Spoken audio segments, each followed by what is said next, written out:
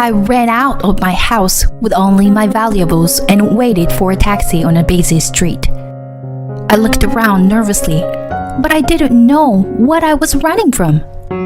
I didn't understand how I had ended up being forced to run away instead of enjoying my honeymoon, which I had been looking forward to. However, I believed in my husband's words, who had told me to run away.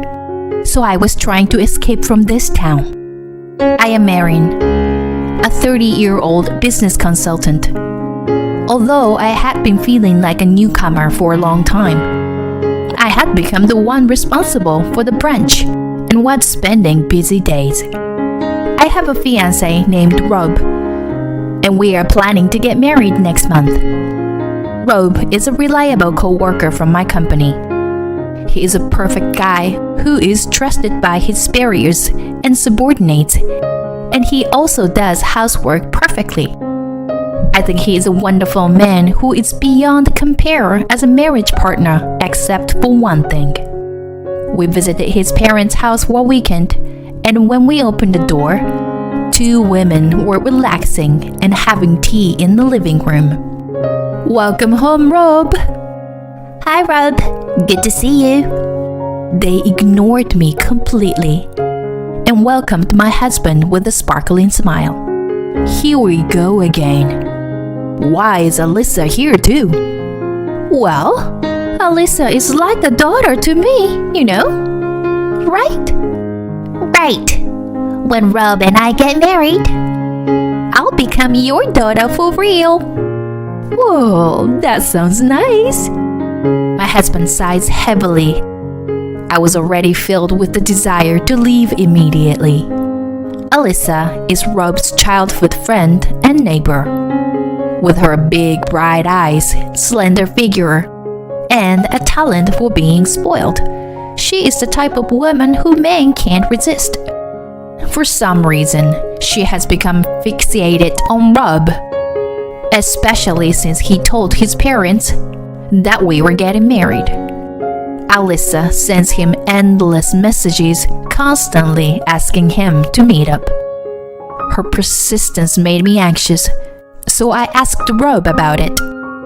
"Babe, aren't you being pursued by a cute childhood friend like her and just not interested?" When I asked my husband, he looked really disgusted. "Well, she pretty much hooked up with everyone on the basketball team in high school. And apparently, she only dated guys who already had girlfriends or wives in college. I mean, marrying a woman like her is just too scary, right?" I breathed a sigh of relief, knowing that Rob wouldn't be swayed by Alyssa, but my mother-in-law was on Alyssa's side. She tried to make me feel unwelcomed by showing off her close relationship with Alyssa. It seemed that my mother-in-law didn't know about Alyssa's recklessness. She was planning to have Alyssa as her daughter-in-law because she thought Alyssa, who appeared innocent and obedient, would be easy to handle. Because of these two women, I had a terrible wedding experience. Alyssa showed up at the reception venue in a pure white dress, even though she wasn't invited, and attracted everyone's attention. What's worse, she was sitting in the family section throughout the wedding ceremony with my mother-in-law. I was worried about Alyssa while she was enjoying herself with my mother-in-law. My husband scolded them while trying to control his anger. "Alyssa, you weren't invited. And why are you wearing a white dress and sitting in the family section? And what are you doing, Mom?" "But it's my beloved childhood friend's wedding. I have to celebrate it. And white is my personal color. I look good in it, don't I?" Yeah. The dress suits Alyssa's fair skin very well. She looks the most beautiful in this venue, my mother-in-law replied. My husband bowed his head in despair. When I looked at my father-in-law, he was also bowing his head and apologizing with his hands together. He was a decent person, but he was weak-willed, so he must have been pushed around by my mother-in-law. I had been preparing for and looking forward to this wedding for almost a year, so I was about to cry with frustration. But if I cried here, I would be playing into their hands. When I lifted my head and smiled at Alyssa, the corner of her eye twitched. You are such a good friend, Alyssa. I'm impressed. What do you mean? Alyssa's mouth twisted. Oh, well, it's almost time for the first dance, so excuse us. Saying that, I gave a relaxed smile to the two of them. Alyssa gave me a momentary glare like a demon, but soon she made an innocent smile like an idol and left. I'm sure she was disappointed that I wasn't a weak woman who would cry and make a fuss. Despite what happened, we received heartfelt blessings from everyone, and the wedding ended successfully. I was also able to savor my happiness. After getting married, Rob and I continued to live separately in our current houses for a while. We planned to search for a house in the spring, so we were going back and forth between each other's places until then. We also planned our honeymoon by departing from our own places and meeting at the airport. The destination was Italy, which we had been longing for. 1 month after the wedding, I was excited and thrilled every day thinking about Italy. However, my excitement would be completely ruined by those two. On the day of our honeymoon, my husband called me while I was fidgeting, wondering if I had forgotten anything. Ciao! What's up, babe? We're supposed to meet at 11, right? Erin, sorry.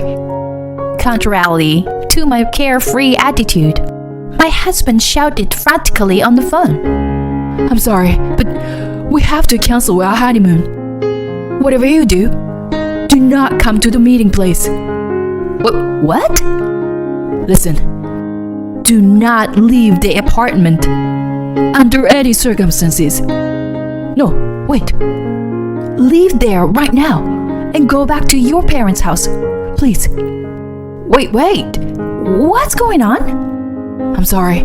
I'll explain later. Just please, leave now. And the phone was suddenly disconnected. I stared at the phone in amazement. I felt my joy disappear as I heard my husband's bewildered state, although I didn't know why. Could he have been involved in a crime? Just imagining it sent shivers down my spine. I forced my feet, which were about to shrink in anxiety, to move and decide to go to my parents' house, as my husband had said. Of course, my parents were in a panic since their newlywed daughter, who was supposed to be on her honeymoon, came back looking pale. I think they were even more worried because they had seen the ugly behavior of my mother-in-law at the wedding. I was in trouble because I didn't even know why I was there and wanted to explain the situation. Then, a call came from an unknown number. It was the police. The police officer told me the reason why he called me in a softer voice than I had expected. Residents reported that there were women shouting loudly while knocking the door of your room. So we secured them as they seemed excited. However, this woman is claiming to be your mother. What? My mother? What? Me? I exclaimed, and my mother, who was right next to me because I had to put the call on speakerphone, also shouted in surprise. The police were surprised to hear my mother's voice. I was also momentarily stunned, but I soon realized who the women were. It was my mother-in-law, and probably Alyssa was with her too. I didn't know why they had come to my place on the day of my honeymoon, but my husband had probably panicked because of them. The time for the flight we had reserved had passed, and our honeymoon was ruined because of them. I told the police officer firmly in a strong tone. My mother is next to me. Those people are strangers. Wait, Erin, it's me. It's me. My mother-in-law shouted on the other end of the phone, but the police officer seemed to sense something. Thank you for your cooperation, ma'am. I hung up the phone after hearing these words. Probably my mother-in-law and Alyssa had come to my apartment to harm me. Several hours later, late at night, my husband appeared at my parents' house. As expected, it was my mother-in-law and Alyssa, who had been taken care of by the police. They had planned to detain me when they learned that we were supposed to meet at the airport. Their scenario was like this. Alyssa would run to my husband, who was waiting at the airport, and lie that I had eloped with another man. Then Alyssa would comfort my shocked husband and take him away. Then they would go on a honeymoon trip together. And maybe Alyssa would deepen her love with him instead of me. It was such a ridiculous plan, and I couldn't help but be amazed by their shallowness. But their plan wasn't just that. After detaining me, I was supposed to be taken to a man picked by my mother-in-law. He was a 45-year-old unemployed man who was her brother. They had even put Alyssa's cousin on standby in a car for this purpose, which sent shivers down my spine. The reason why my husband knew about their terrible plan was thanks to my father-in-law. He happened to encounter my mother-in-law and Alyssa discussing their plan on the day of our honeymoon and contacted my husband.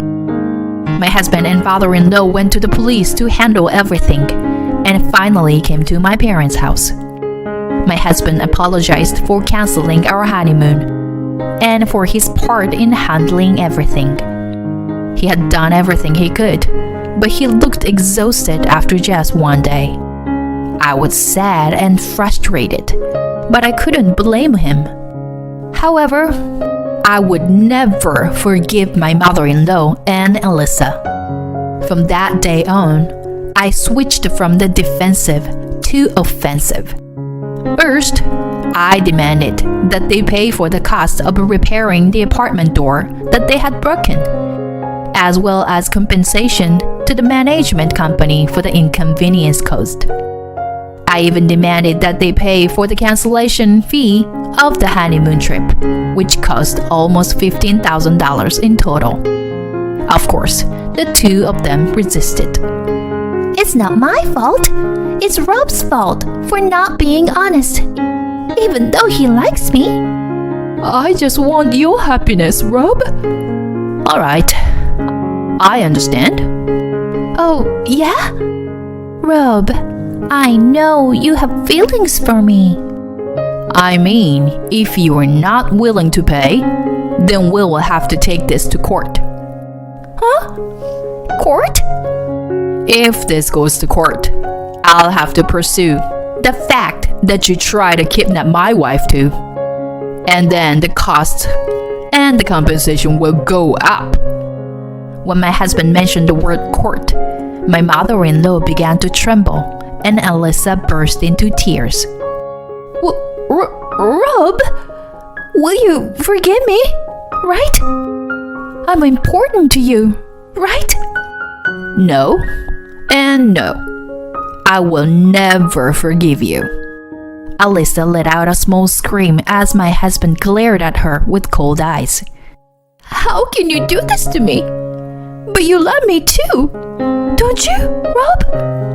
How can I love a woman who'd screen multiple men at once, including married men? My mother-in-law looked shocked when she heard this. And I also supported my husband. You said you liked Rob, but wasn't it only after I got engaged to him? I bet you suddenly became interested in him as soon as he belongs to someone else. Wait, what? You, Alyssa. Alyssa's eyes swim with agitation, and she points to my mother-in-law and yelled, "Rob, your mother was trying to use me because she didn't like Erin." "Alyssa, are you really trying to put the blame on me?" "Rob, she's lying. I was trying to stop her, you know." As the two of them started arguing and almost getting into a fight, Alyssa's parents and my father-in-law intervened and settled the matter.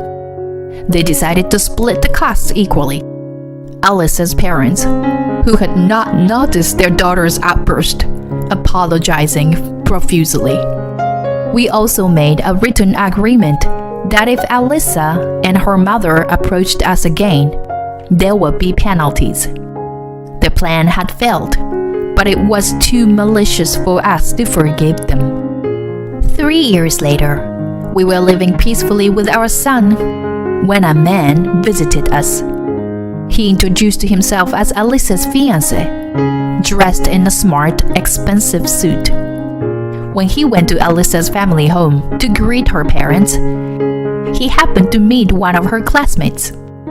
And the classmates told him about Alyssa once being obsessed with my husband. We hadn't heard her name in a while and were taken aback.